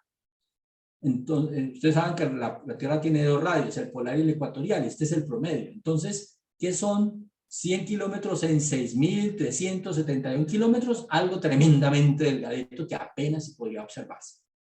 Entonces, las capas son núcleo exterior, núcleo interior, mesosfera, astenosfera y litosfera, que es la capa de piedra. Y esta capa de 100 kilómetros es la que tiene encima tanto la corteza continental, donde los continentes emergidos y no emergidos están, la parte emergida y la parte sumergida están ahí, y la corteza al fondo del océano, que es otra cosa, de unos materiales diferentes, y lo vamos a ver por qué. Entonces, cerrando este tema de lo catastrófico, bueno, catastrófico porque el planeta se forma de manera catastrófica, ¿sí? Esto es un tema de mucha violencia, mucha energía, mucho tiempo para procesos que son bastante fuertes, ¿sí? Y sobre todo invivibles, donde ninguna vida podría darse. Pero después de que la Tierra y los otros planetas se configuran, ya empiezan a endurecerse, ya quedan establecidos como planetas y ya podemos decir tenemos un planeta, el tema catastrófico no para. O sea, sigue habiendo de alguna manera otro tipo de catástrofe, pero igual es violenta. Entonces vamos a ver eso en un momento. ¿Por qué? La corteza se endureció, flota sobre la litosfera, listo. Y entonces, ¿qué encontramos en esa litosfera? Bueno, hay continentes y hay cuencas oceánicas. Ah, pues sí. Continentes y cuencas. Ok, ¿y qué? Bueno, los continentes, ¿qué tienen? Cinturones de montañas, cadenas montañosas volcánicas. Esa es su principal característica. Pero también hay unos lugares que son tremendamente estables y sobre todo muy viejos, y por eso se les llaman escudos o plataformas estables, y popularmente se les reconoce como cratones. Entonces, cuando uno habla del cratón de Canadá o el cratón de Guayana, de Guyana, del cratón del Orinoco, etcétera, pues estamos hablando de estructuras estables, donde no hay sismos, donde no hay volcanes, donde las rocas son muy viejas y están muy profundas, y está cubierto de pantanos y de selva y vegetación. Y por otro lado están las cuencas oceánicas que tienen margen continental y parte profunda. Ok, y en la margen continental, ¿qué encontramos? Bueno, a ver, encontramos una parte que es de plataforma, una parte que es de talud y otra parte que es de levantamiento continental. O sea, lo que ya conecta con, que podemos llamar costa propiamente dicha. ¿Sí? Y está en las cuencas profundas, las llanuras abisales bien profundas, las fosas, por donde sale nueva roca y anima la deriva, y los montes submarinos, ¿sí? Y en particular, las dorsales oceánicas, y ahora vamos a ver dónde están y cómo se comportan, pues son las características más importantes de las cuencas oceánicas, pues tienen roca ígnea fracturada y plegada. Entonces, con esto podemos entender un poco en la Tierra el tema de los lugares sumergidos y emergidos, entender que hay diferentes tipos de rocas y de diferentes edades. Las partes más antiguas, estos grandes cratones o escudos, están en el Brasil, en el Orinoco, en África, la India, junto con Australia y con el continente del Polo Sur, y por acá en Canadá y Greenland tienen también rocas originales. Cadenas montañosas muy antiguas, así. Los Apalaches son muy viejos, igual que las caledónicas. Es más, se puede probar que era la misma. Cuando los continentes estaban unidos hace 200 millones de años, había una sola cordillera que unía los Apalaches con las caledónicas, era una sola. Bien, pero también tenemos que reconocer que hay rocas muy jóvenes, y cuando decimos muy jóvenes es que tienen menos de 100 millones de años y pueden tener una semana. O sea, lo que salió en la erupción de ayer, pues está aquí, en estos lugares destacados de color amarillo, que son las rocas más jóvenes que hay en el planeta Tierra, ¿sí? Son rocas que se reciclan todo el tiempo y que tienen edad menor que 100 millones de años. Entonces aquí podemos ver alrededor del mar Mediterráneo, tanto España y Portugal, Francia, Italia, toda esta parte de Grecia, todo esto es mucho más joven. Las rocas que estaban en el fondo del océano, y cuando India empieza a colisionar contra China y todo este material se arruga y se levanta y sale hacia el cielo, pues entonces son rocas muy jóvenes, y son rocas sedimentarias que están a 9 kilómetros de altura sobre el nivel medio del mar.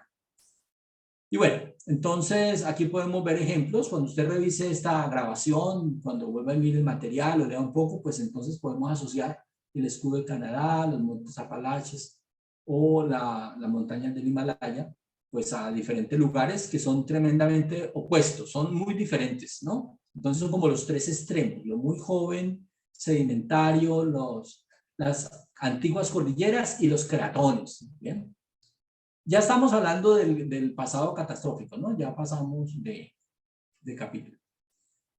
¿Qué nos queda entonces? Bueno, si ustedes tienen un mapa de profundidades, y esto lo pueden hacer con Venus y con Marte, existen cartografías hermosísimas hechas por satélites que orbitan Venus, Marte, Mercurio, Y entonces usted puede tener mapas de partes más elevadas y partes profundas y entender qué es lo que hay en las partes elevadas, o sea, las partes emergidas y las partes sumergidas y las principales cadenas. Entonces, en la Tierra lo hacemos así.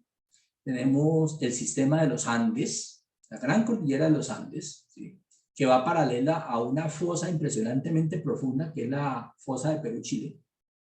Van paralelas. Está el Istmo de Panamá y Centroamérica, por acá están, aquí están las Caledónicas, sí, está la otra por acá por Alaska. Está el sistema insular del Japón, que es muy interesante, muy activo, muchos volcanes, cientos de volcanes activos, todos animados, porque pues hay un proceso que los mantiene con actividad volcánica permanente. Igual la fosa de Filipinas está por acá. Está Australia como un lugar tremendamente viejo donde no hay actividad sismológica, pero tanto arriba, al norte de Australia, como al oriente de Australia, la actividad sísmica y los volcanes submarinos son tremendos, se forman islas. Y África pues es un lugar muy tranquilo, excepto porque por acá se estaba produciendo un rift, un hundimiento. Dos grandes lagos, Lago Victoria, Lago Alberta y un volcán, el Kilimanjaro, son de evidencias de que el continente se está rasgando. Ya se había rasgado en el pasado porque Arabia pues se separó de África, igual esta isla de aquí, Madagascar, también se separó. Se separó es que pues hay un proceso de tensión, el material va separándose y se va adelgazando la capa y después el océano, que es muy oportunista, pues se mete por ahí. Entonces, pero hay un puente de tierra por debajo, pero hay una separación. Entonces África se está rasgando. En el caso de los Himalayas, pues es que el subcontinente de la India, que se formó en el sur, migró y durante 200 millones de años se movió y hace 60 millones de años, pues empezó a meterse contra China y la colisión fue muy importante hace como 20 millones de años. Entonces usted puede encontrar en esta imagen, hacer una lectura de diferentes fenómenos geológicos contrarios, ¿sí? Formación de montañas y pérdida de corteza oceánica en la misma imagen. Y usted puede hacer eso también en Venus y en Marte, y así es como los geólogos planetarios interpretan y pueden decir esto es un hueco, esto se llama la cuenca Caloris, y mire que aquí ocurrió esto, o esto fue un lago que se secó, o este es un cráter al que no le llega el sol y entonces allá adentro hay hielo de agua, o hay hielo de metano, o lo que sea. Lo que salga, pues es precisamente hecho por observaciones y medidas que sostienen esta actividad.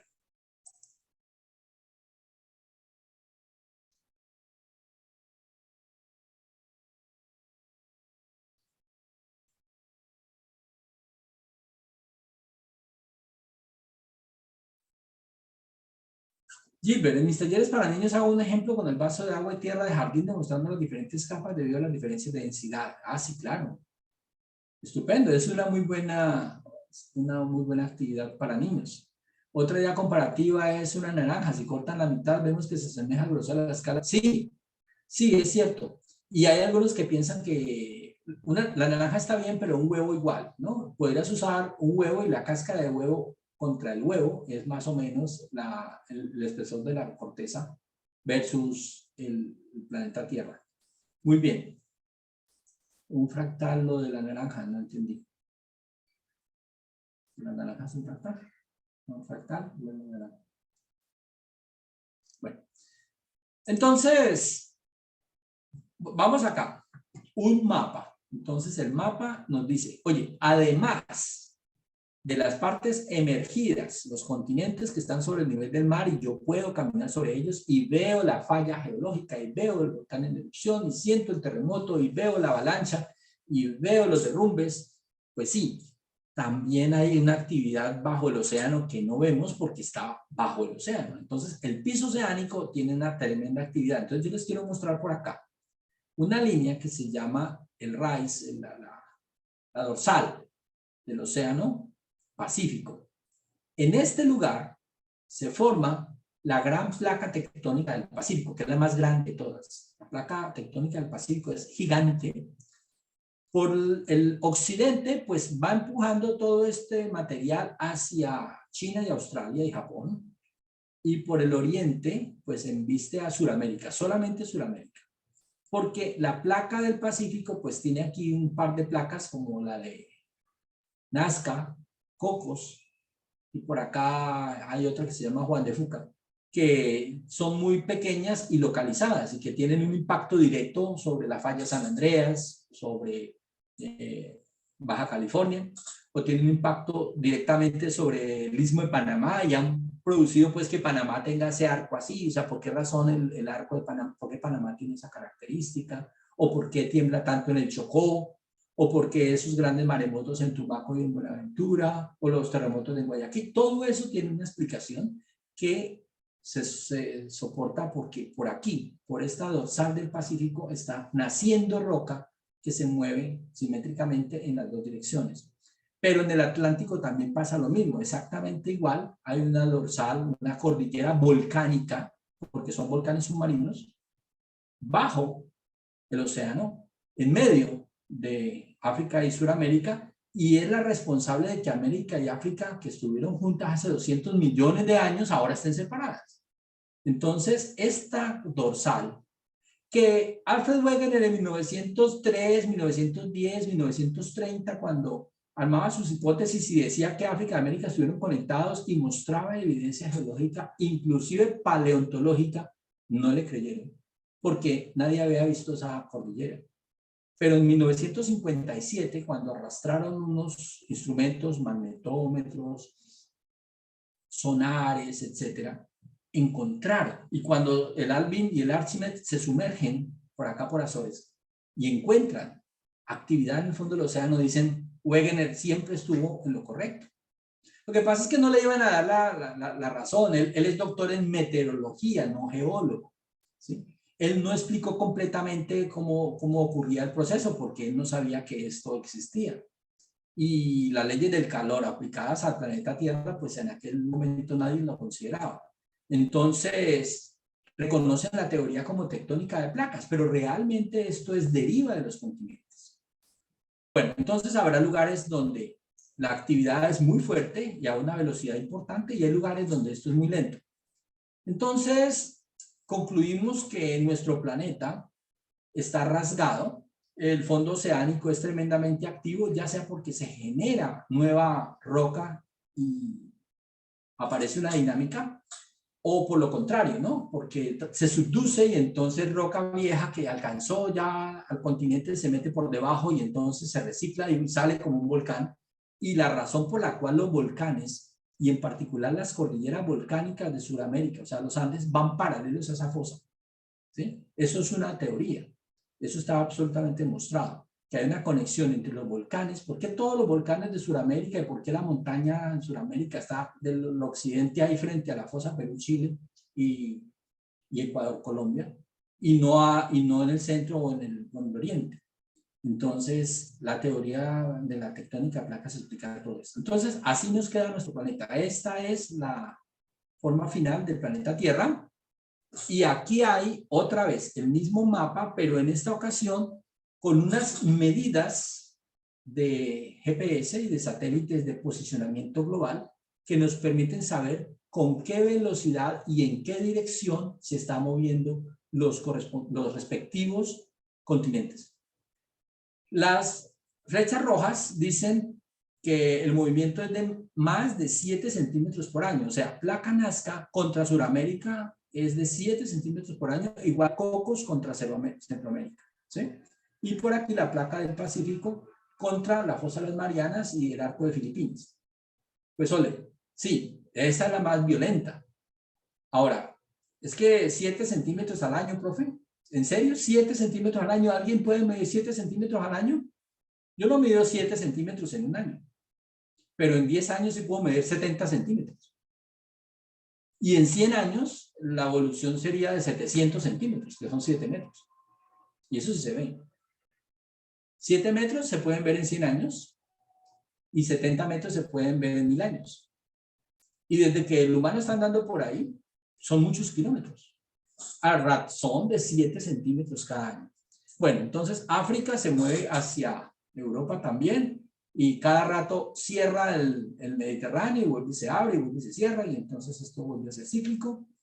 Acá hay otras direcciones, estas flechas moraditas son las más lentas, y corresponden a movimientos entre 1.1 y 2.6 centímetros por año. Australia también tiene un movimiento bien definido. Ya no hay una fecha para India, sin embargo, los terremotos más miedosos que se han presentado, ¿sí? En particular de Tanchang de 1976, un terremoto del que se habla muy poco, pues mató 750,000 personas. Es el más impactante y fue producido precisamente porque pues India contra China todavía no termina de estabilizarse y esta cordillera de los Himalayas necesita estabilizarse y si no está estable pues seguirá acomodándose hasta que se estabilice. Bueno, señores, una conclusión sencilla. La principal actividad está a lo largo de esta franja llamada el anillo, eso a mí no me parece un anillo, de fuego, pues yo no sé por qué fuego, pero sí, es cierto que estos lugares son muy importantes. La actividad es muy superior. Y al revés, hay lugares donde simplemente no pasa nada. Entonces usted puede identificar lugares donde no hay volcanes, no hay erupciones volcánicas, ¿sí? Pero, mira, acá está los volcanes de Islas Canarias, muy famosos por estos días. Están estos de Islandia, estos volcanes son un montón de volcanes espectaculares que hay en Islandia con mucha actividad. Aquí por donde se está rasgando el continente africano, pues esta parte queda más cerca del manto, entonces los volcanes oportunistas pues se forman, en particular el Kilimanjaro está ahí, está el Vesubio, el Santorini, el Etna en Italia, están todos los volcanes, son como 400, pero aquí se destacan los principales de Sudamérica, Cotopaxi, Chimborazo, el Azufral, Cumbal, Puracé, Ruiz, todos. El Paricutín, el Popocatépetl, que está activa y está erupcionando en este momento, ayer, antier. Santa Elena y otros 13 volcanes que están aquí en Cascadias, están localizados acá. Bueno, Fujiyama, que está en Tokio, el Pinatubo, el Krakatoa y el Tambora, que fueron volcanes espectaculares que dieron mucho de qué hablar en los últimos 500 años. La explosión del Tambora se oyó en la India, por ejemplo. Entonces, bien, la idea es que tenemos una consecuencia. Esto es un dato, estos son hechos que se asocian con estos mapas que también son datos de movimiento de placas y evolución de la corteza del océano. Sí, es un cinturón en términos coloquiales, sí, es eso, sí. Hablamos de un cinturón, pero pues es que, claro, a veces los divulgadores y las personas dedicadas a estos temas, pues necesitan encontrar algo que la gente conecte y entonces sí, parece, bueno, yo pensaría que un cinturón es algo que se cierra, ¿no? Pero si miramos con cuidado podría parecer una correa de señor que la están agitando. Sí, dicen que es un cinturón. Ok. Bien, dos tipos de volcanes por dos tipos de lavas diferentes, ¿sí? Entonces, estos son los de los volcanes americanos, por llamarlos de una manera, volcanes de tipo tectónico, y entonces arrojan piedras encendidas con unos movimientos de tiro parabólico, esos que usted vio en el colegio, entonces usted ve el proyectil que es lanzado y cae encendido. Y hay otro tipo de volcanes donde la lava es mucho más fluida, es mucho más... no son rocas que vuelan por el aire calientes y caen y se endurecen, no, sino que son derrames de lava que pueden avanzar por muchos kilómetros y se ingresan al océano, como es el caso de los volcanes de Hawái, los hawaianos. La isla de Hawái está formada por 3 volcanes, Mauna Loa, Mauna Kea y Kilauea, y otros que ya desaparecieron y otros que se están formando. Entonces, este es un tipo de erupción volcánica muy diferente a esta. Son volcanes distintos, pero son volcanes. Y la evidencia de que hubo volcanes en algunos lugares que uno ni se imagina. Entonces, en el Cañón del Colorado, por ejemplo, y en estas partes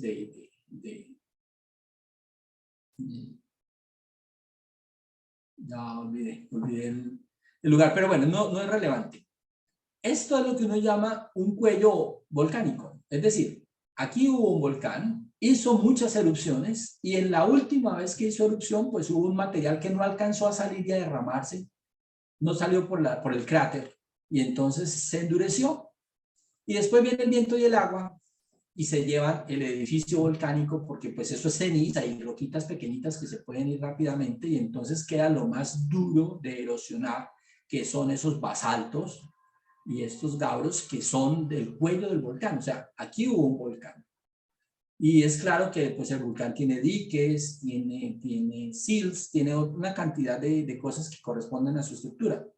Y usted ve esto y no se imagina, pues, que sí, es que aquí está el volcán y puede sacar rocas volcánicas de diferentes profundidades, altas, medianas, profundas, inclusive si escarbas un poco, puede llegar hasta el batolito y sacar rocas profundas.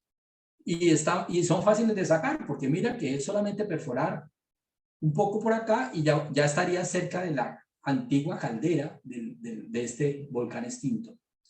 El volcán, pues si nos vamos al pasado y queremos entenderlo, pues le ponemos lo que le hace falta, ¿no? Entonces aquí estaría el cráter y aquí estaría la falda del volcán, entonces así era el volcán, pero del volcán solamente queda esto, que es lo que corresponde a la última erupción. Esto alguna vez estuvo líquido y se endureció lentamente y el viento se llevó lo que era deleznable y se fue y entonces queda. Bueno, ¿qué más decimos? Bueno, sigue siendo catastrófico el futuro. Sí, sabemos que se están dando terremotos y hay lugares donde la tierra la tiene velada, ¿no? Entonces hay lugares que son tremendamente agitados, no solamente terremotos volcánicos en el cinturón de fuego, sino terremotos tectónicos también, que no son volcánicos, son otro tipo de terremotos, pero igual son terremotos y producen masacres. Entonces, tenemos lugares de la Tierra muy afectados por terremotos y eso es porque en el pasado hubo terremotos, en el presente hay terremotos y en el futuro habrá terremotos y seguirá los terremotos porque los terremotos son movimientos naturales de la Tierra de reacomodación que no se hacen de una sola vez, son asentamientos diferenciales que pueden durar semanas y meses, inclusive años. Uno puede encontrar un terremoto que es réplica de otro de hace 13 años, por ejemplo.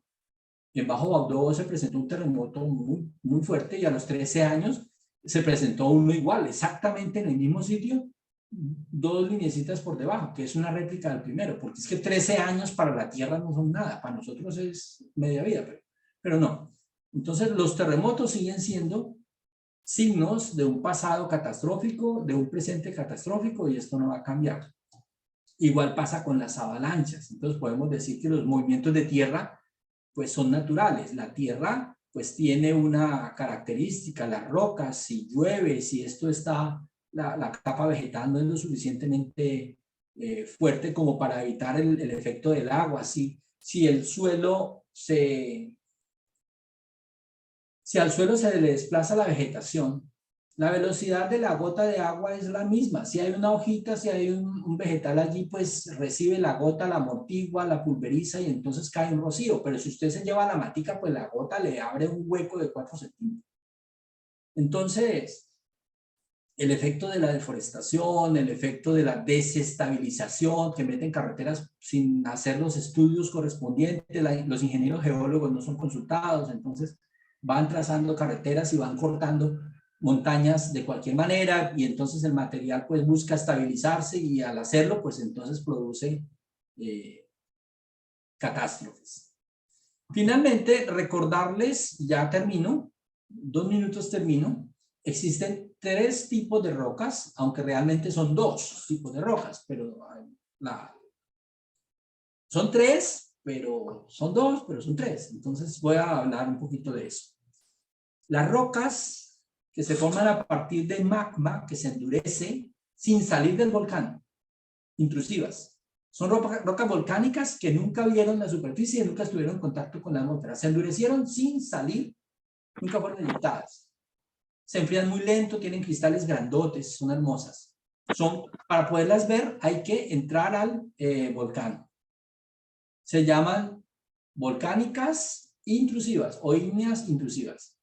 Las que son eyectadas y expulsadas durante la erupción y que vuelan por el aire o los derrames de lava que llegan hasta el océano y se endurecen con el aire, lava, no magma, lava porque ya se separan los gases, tienen otra estructura, se endurecen mucho más rápido, se endurecen de afán, por eso se les llama afaníticas, o sea, se endurecen muy rápido, otro tipo de rocas. Ambas son volcánicas, pero son dos familias. Existen las rocas que se forman a partir de sedimentos, o sea, una arenita con otra, una arcilla con otra, un limo por acá, y normalmente, no siempre, pero normalmente bajo agua. Entonces, ceniza volcánica, cayó en un lago, se mojó, se fue al fondo, luego barro, luego otro poquito de ceniza volcánica de 2 semanas después, y todo eso se acomoda en el fondo de un lago. Después el lago desaparece, se va por el agua, y llega una avalancha, llega y tapa todo eso, y después usted explora y hace un perfil y encuentra la ceniza volcánica haciendo parte de un estrato. Y puede decir, esta ceniza es de aquel volcán y esta ceniza es del otro volcán, y entonces usted tiene un lago antiguo o un mar antiguo, no un río. Oye, en un río usted no puede esperar que la ceniza se acumule, ¿cierto que no? El río no va a permitir que la ceniza volcánica se acumule, pero un lago, el agua estancada, sí. El agua estancada permite que se vaya al fondo, y entonces pues tendremos rocas sedimentarias. Entonces son ígneas o sedimentarias. Mucha variedad, pero son dos familias. Pero si usted tiene una roca ígnea, vieja, dura, ya ha dado muchas vueltas por ahí, y de pronto queda cerca de una fuente de calor, o sea, una caldera de un volcán, o a alta presión, la roca se metamorfiza, sufre una metamorfosis. Entonces, usted puede tener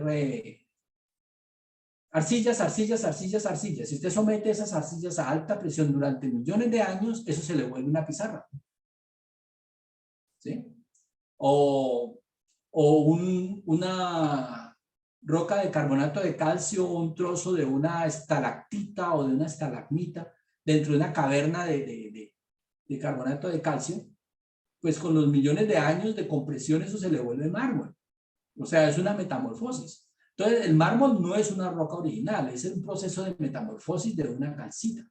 Y la pizarra es una metamorfosis de unos sedimentos de arcilla o de limo.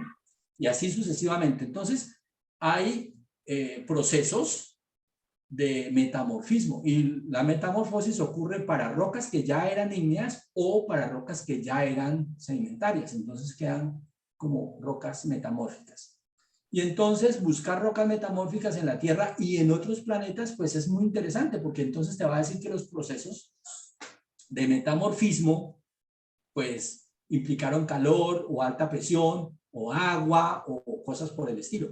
Entonces, pues será el tema de conversación de la próxima jornada, el próximo sábado. Pues entonces continuamos esta aventura. Ya podríamos salir del planeta Tierra porque ya entendimos la Tierra, ya miramos cuál es lo más relevante, lo más importante como fenómenos geológicos. Si usted mira, revise lo que hemos revisado, lo que hemos aprendido o lo que hemos... ¡Ay, qué chévere! Sí, en Venezuela se encuentra el macizo de los Tepuyes, uno de los sitios más antiguos de la Tierra. Y hay unos tepuyes que nada que ver con los venezolanos, son tremendamente pequeños y despreciables en Colombia también, en la Orinoquía. Son colombianos, pero no, los más espectaculares están en Venezuela. Esos tepuyes venezolanos son una fantasía. Y en particular donde está el Salto del Ángel, ¿no? Esta cascada que es la más alta, declarada como la más alta. Sí, muy chévere. Muchas gracias por el comentario, Gilbert. Sí. Uy, qué pregunta tan complicada la de Kendall Alvarado. Yo no sabría si va a ser el mismo enlace, es probable que sí, pero esto te lo confirmamos 2 horas antes de empezar. El próximo sábado te mandaríamos el enlace a tu correo no sabría decirte si es el mismo, es probable. Alberto, la idea es que el próximo sábado en la mañana, para que estén pendientes, se les va a volver a enviar el correo para que por favor se registren, porque eso lo vamos a hacer previo por lo que hablábamos del certificado, ¿no? Porque a las personas que participen de las 4 sesiones se les emitirá el certificado. Entonces, el próximo sábado, tipo 8 de la mañana, les enviamos un correo y por favor, pues ese correo les tiene el link para que se registren, es como para confirmar asistencia prácticamente. Ah, estupendo, Diana, muchas gracias. Entonces, cambio, retiro lo que dije. Hay que estar pendientes porque entonces hay que hacer otra vez, llenar el formulario, volver otra vez a llenar el formulario y con ese nuevo formulario pues le van a mandar el nuevo enlace. Seguramente es muy diferente. Bueno, interesante. Y sí, ya sabemos que el compañero de Radamés pues no va a estar, pero igual sabemos que está muy interesado en el tema y que va a ver la grabación, entonces lo tendremos en cuenta. Bueno, señoras, pues siendo las 6 de la tarde, porque llegamos flash, temas agradables y curiosos, sí, la Tierra es muy agradable, muy curiosa, muy bella. Entonces, les agradezco mucho la atención, su presencia allí, su interés, las preguntas. Esperamos que nos acompañen el próximo sábado y el siguiente y el siguiente. Ya no hablaríamos más de la Tierra, o de pronto sí, pero yo me voy a enfocar, según el programa, pues ya vamos a hablar de planetas dinámicos, ¿no? Dinámica planetaria. Entonces, la Tierra es planeta y es dinámica. ¿Y los otros planetas qué? ¿Cómo es la dinámica? Entonces hablaremos de suelos, hablaremos de atmósferas, etcétera. Entonces, ahí quedan ustedes invitadísimos para que me acompañen el próximo sábado, entonces, en esta misma hora. Muchas gracias.